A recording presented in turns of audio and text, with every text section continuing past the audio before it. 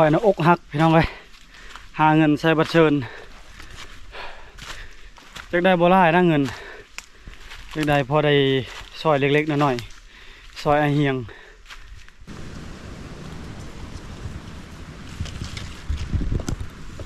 แควหมูปลาตัวใหญ่สังเกตเบิ่งทุกคนนี่เป็นอะไรซองในผ่านเห็นหมูคือยิงผาด พลาดแล้ว อายบอกพามเป็นยิงหมูแล้ว ถึกแล้วนี่กิบกูนี่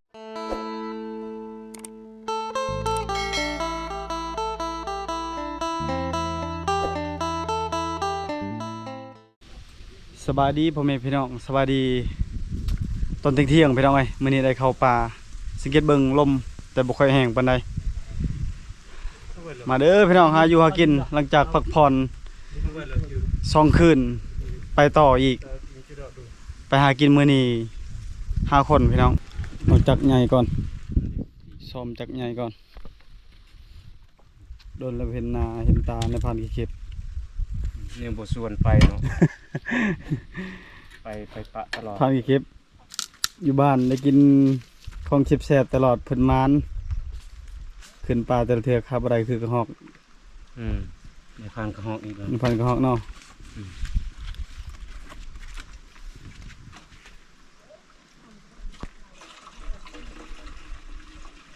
โจลิเบียเด้ จริบีกิแต่ทะเลไม่เอาไหน ตบตะมู บุญจะลิบจุด เก็บเครื่องเก็บของเต็มเลยพี่น้องเอ้ยนำลงแล้วลงแล้ว2 มือ3 มือ2 คน อุ้มนอนไปเลย กำลังไปเอาเรือกลางแม่น้ำว้าวล่ะเปิดว้าว ว้าวออกว้าว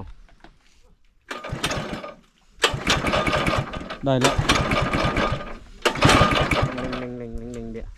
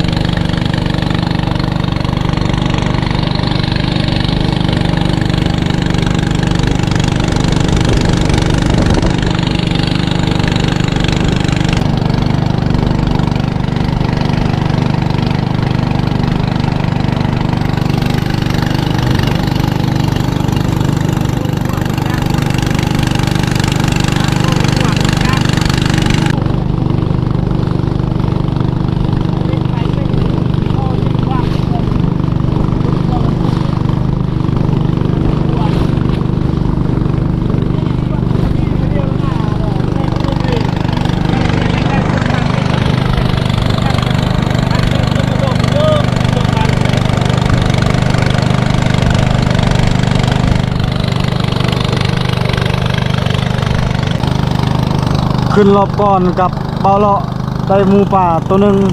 ในผ่านเพิ่นใดและไอเฮียงไปกับพ่อบ้านดองกระเจ้าใดตัวหนึ่งมื้อนี้จะขึ้นแถวๆนี้เลยพี่น้องเอ้ยแถวกินหมูป่าแถวใดหมูป่านำคุณมื้อนี้ลมบ่ค่อยแห้งปานใด เ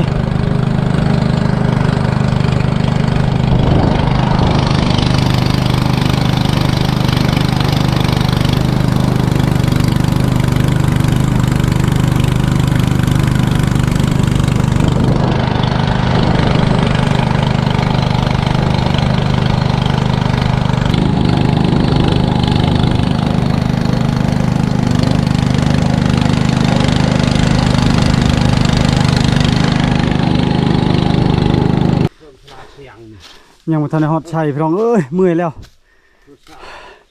เอาเหือจอดปะแล้วก็ขึ้นต่อเลยบัดนี้ลุย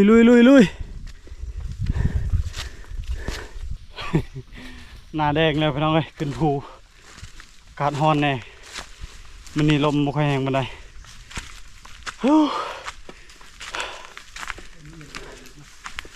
โอ้ในพันขี้เข็บไวลีบ่ทามูเลยพันขี้เข็บคนมันแข็งแห้งเนาะคนยังแข็งแห้งคนยังหนุ่มหัวเชื่อครับผมผมมือ1 โมง1 โมงแล้ว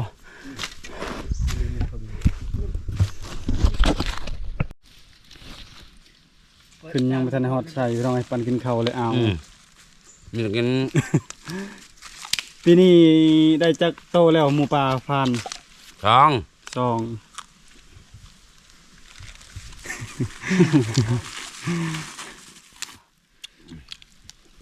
ปันกินข้าวมะเขือจำแจว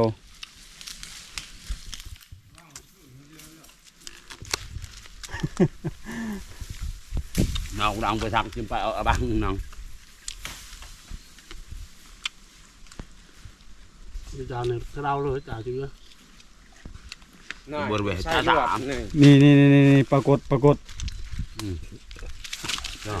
น้อยบริเผาบริยังเลยกินแบบสดๆหน่อไม้หักเลยกินแล้วปันกินข้าวขึ้นต่อไปต่อมะม่วงป่ากำลังเป็นดอกพี่น้องเลย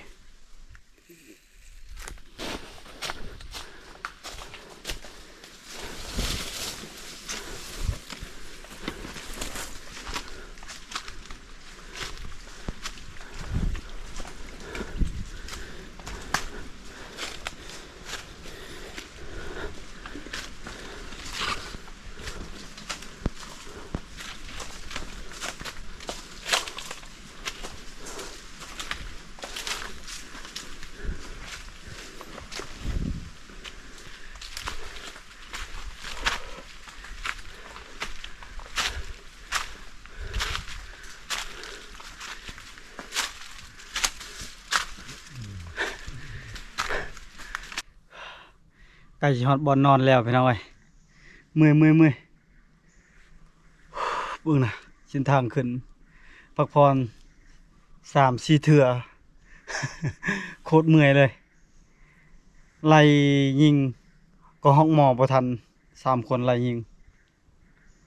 ก็ห้องหมอโตบักใหญ่เลย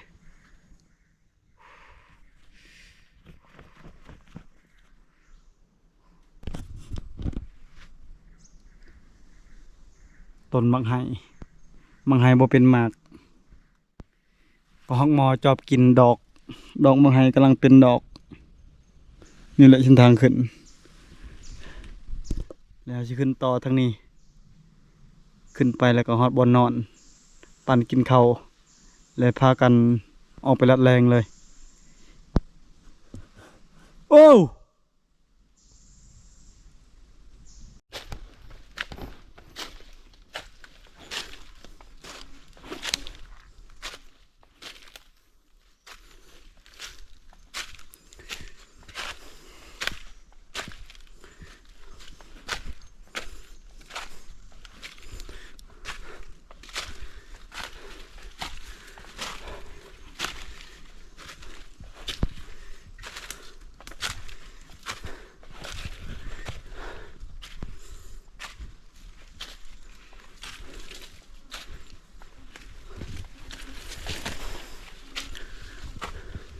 ข่อยนะอกหักพี่น้องเลยหาเงินใช้บัตรเชิญจักได้บ่หลายนะเงินจักได้พอได้ซอยเล็กๆน้อยๆซอยอาเฮียงจักสิไปหาเฮ็ดงานอยู่ใส่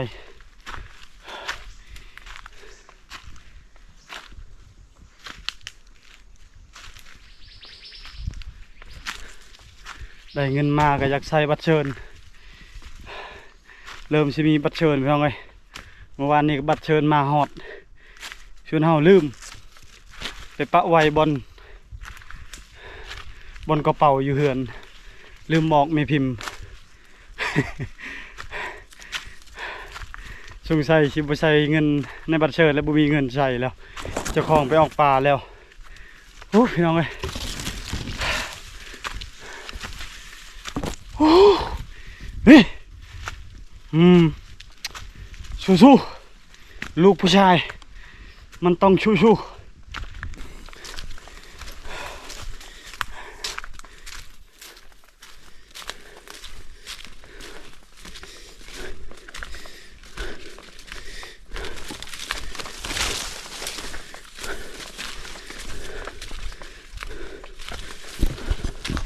อะไรหนึ่งย่อนี่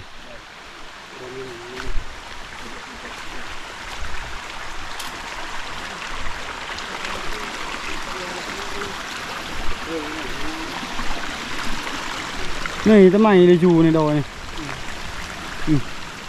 เฮ้ยมาถึงได้รีวนะป่ะดอกมาฮอดแล้วฮอดแล้ว ทำไมใช่มันตอดดูนี่เพิ่มขาด แก๊ส ชอบมันนี่เนี่ยเจาะดอกเดียวปลาเล่นน้องแปดกันเลยนะจอเจาะเนี่ยดูน้องเดินน้องปฏิบัติเลยนะตอนนี้งามในเลยคิดไปงามในจังในตังนี่ได้อ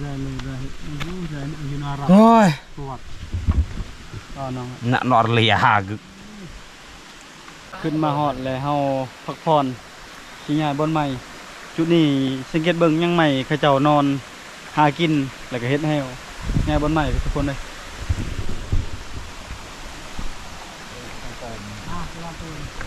สังเกตเบิ่งเขาเจ้าได้เมนูหรือว่าได้อาหารนี่เขาตัดไม้ฟดหลายๆโลดหมูป่าหรือว่าฟาร์มมารอบก่อนมันได้หมูปลาแล้วเฮาได้กินแซ่บเสียดายก็คือไอเฮียงไปกับพ่อบ้านดองเฮาบ่ได้ไปเขาเจ้าได้หมูใหญ่เลยพักผ่อนก่อนเก็บเครื่องสิออกไปทางนี้พี่น้องผู้ไปนอนสุดห้วยนั่นแหละไปนอนปลายห้วยไปนอนแถวๆยิงผ่านกับบ่อเลาะเอาเครื่องเอาของปะไว้อยู่นี่หม้อหนึ่งแล้วก็พกถ้วยพี่น้องทีมงานเฮาไปแล้ว4 คนแยกย้ายหาอยู่หากินแล้วชวนในผ่านสิเลาะไปทางนี้ทุกคนเลยนี่หาต้นหมากกระบกต้นใดก็หอกินแล้วเฮาทายิงเลยแยกย้ายไปแล้วพี่น้องเลยทีมงานไปแล้ว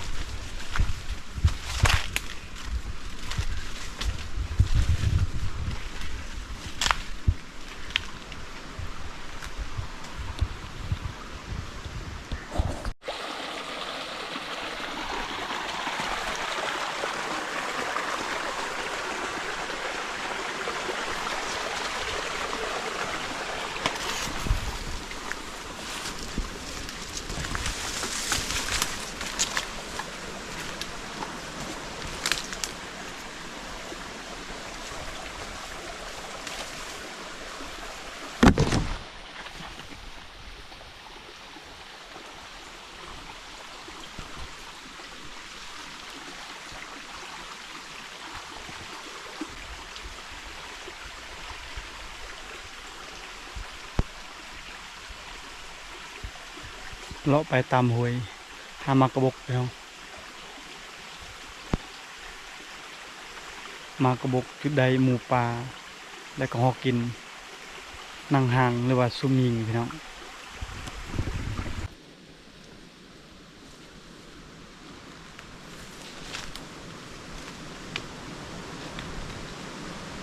เสียดายลมพี่น้องลมแห้งขนาด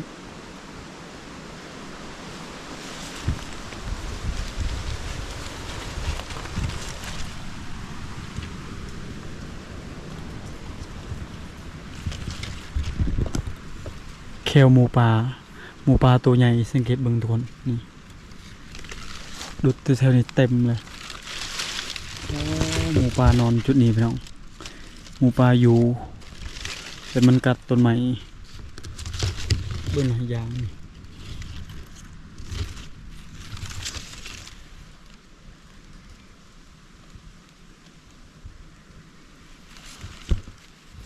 เลาะไปเลาะมาจนเมื่อยแล้วยังบ่พอสัตว์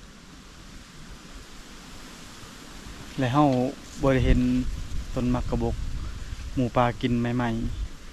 ถ้าเฮาพอหมูป่ากินใหม่ๆชุ่มยิงก็ได้พี่น้องหรือว่าขึ้นต้นไม้ตักยิงหมูป่าโอเคอยู่ได้เวลาเฮาพอมักกะบกหมูป่ากินใหม่ๆเฮาบ่ได้อยู่ต่ำอยู่สูงประมาณ3 เมตร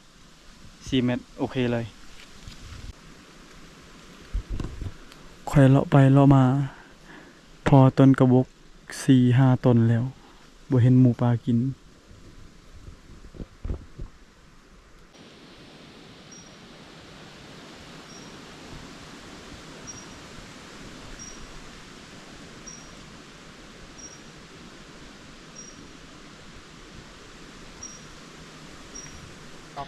ลงมาฮอดแล้วพี่น้องเอ้ยบ่ได้พอหยังเลยประมาณ เนาะมันนี่เนาะ ประมาณยอมรับประมาณเลยเป็นอันใดซองในผ่าน มานอยู่ เห็นหมู่คือยิงผาด พลาดแล้ว อายบ่พางเพิ่นยิงหมู่แล้ว ถึกแล้วนี่กิบโกนี่ ยิงมีแต่ยิงจับ ยิงบ่ได้เห็นโตมันแล้วก็ยิงแบบยิงซ้ำเลยจักโตก็หมู่พอสั่ง มันช่อง ซองหมูป่ากินมักบกว่ะเอ้ยกินกระหอกตัวเดียวแล้วมื้อนี้ เฮ้ยเราหลวม ๆตัวเดิมยืนเลย ตัวละตัวเยอะตัวเดิมนี่สิ มันตัวใหญ่ตัวกู เฮ้ยตัวเพราะนี่ไปชุ่มป่วยเลย ปวดหัว แพ้ได้กระหอก นี่ก็พอนใหญ่นี่แหละ เพราะนี่โอ้เนี่ยป่วยเชี่ยโต เออ มันตารางเบือนปัดถึงไง ปวดเลยเอียง ค่อยน่ะบ่พอเลยกระหอกบ่เห็น จัง ตัวเยอะตัวเลย นอนติดกับสายน้ำเลยพังเคียงน้ำไหลแล้วก็เชียงเขียด กินข้าวกินน้ำ ก็อยู่เว้ย ทางเบิ่งคันบ่ไปการต่อ ไปดอกเลยยาวอะไรจะเล่ดอกแต่กินกลับก็ดอกเลยเดี๋ยวหมูด เฮ็ดลาบบ่พอสั่ง5 คนกินลาบกระหอกตัวเดียว กินลาบคือเก่าพี่น้องไอ้ลาบกระหอกคัดบ่ได้คือกระหอกต้มเครื่องในกระหอกใครแน่เนี่ยบอนเฮาอยู่ลมบ่ค่อยแห้งปานใด เฮ้ยปุ๊บ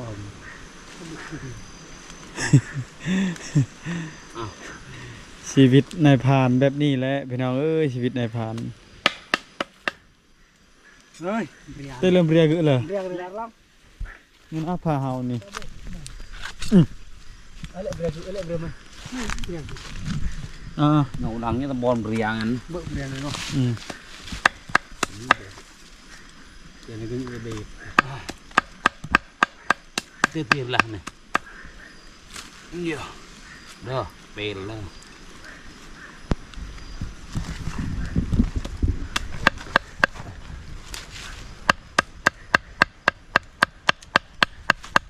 หมกจุกอย่างหลังเนี่ยก็ย้อนแม่เยอะเลยเลงเลงลึง เช่น ช่างป่ะพอดับระดับ80 โล 70 โล มาลองพี่มืออายคนรอคือเก่า กับโ ครับไอเฮียงกับเฮาเลาะมือนี้ 60 โล นี่พี่น้องครับบ่ได้น้ำจิ้มคม ปูนอ่ะชี้กันในปลาไหล นมเละจะrồi rồi tôi thì kỳ cha là lọ làm gì lòi ăn แต่เห็นอ่ะว่า ทำไมkhông phải là chua tạ gì nó tạ ruộng này vợ không hàm nè qua gì nhớ rồi chạy cái tấm bên gì lén bàn lén rồi chơi đi thì kỳ lòi lọ này là lụi ที่ไม่ได้เนาะตึงมีปันประชันตึงไม่ได้เราเจอ mau cek karena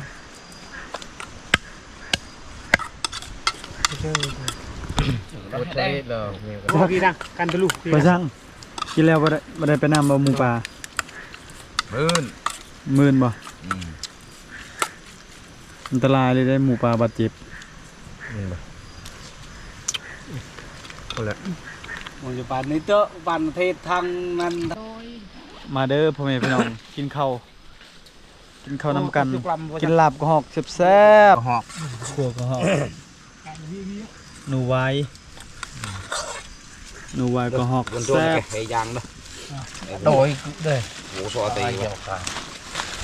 malang hộp ngọt à ผักแกมผักแม็กมีมักดิบๆรสๆยังไง ในไตนาเอียดแทงนะโหลาบกระหอกคมๆให้ซอฮานัวกินเลยครับเลยอ่ะ มากินข้าว thôi cũng đi rồi kìa cho vậy rồi cứ giờ เอ้ยจ้าฟังตะมอนพุ่งเนี่ยเรียกน้องพึ่งอ่ะตัวอันตะมอนได้ ควันไฟ lại mua lại cái đồ này tôi rồi thì mua chung rồi ตะมอนนั่นแหละ มาแม่ลาบกระหอก ตัวกระบะนะ จูเลยนี่พี่จัง cô ơi ไอ้ดอก gì đó tôi cự rồi เยอะเลย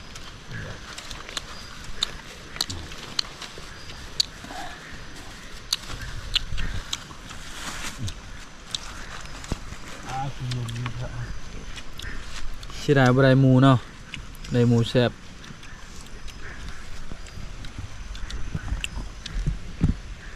giúp cái ủi hai cái trà này cái phía ủi là phần phòng riêng nó hay mua đạo chú này nha hay đạo những tí phòng riêng này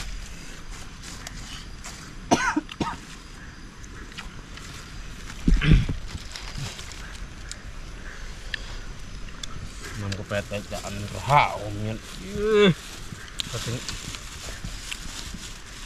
เรียบ nó từng cái năm hả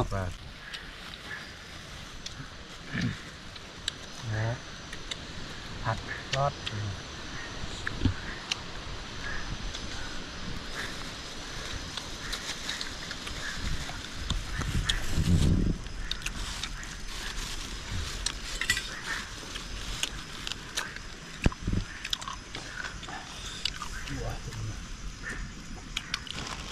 มานถึงอูด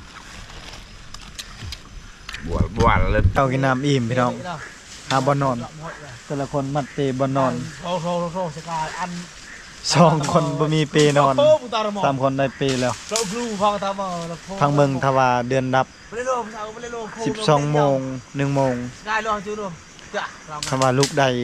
ก็สิเอาไปการพี่น้องถ้าว่าลูกใดก็มันหนาวนะนอนหนาวก็สำหรับคลิปนี้ขอจบไปเท่านี้ก่อนเด้อขอบใจพ่อแม่พี่น้องทุกคนติดตามและเป็นกำลังใจขอให้สุขภาพเข้มแข็งใกล้จะฮอดปีใหม่แล้วพี่น้องบาย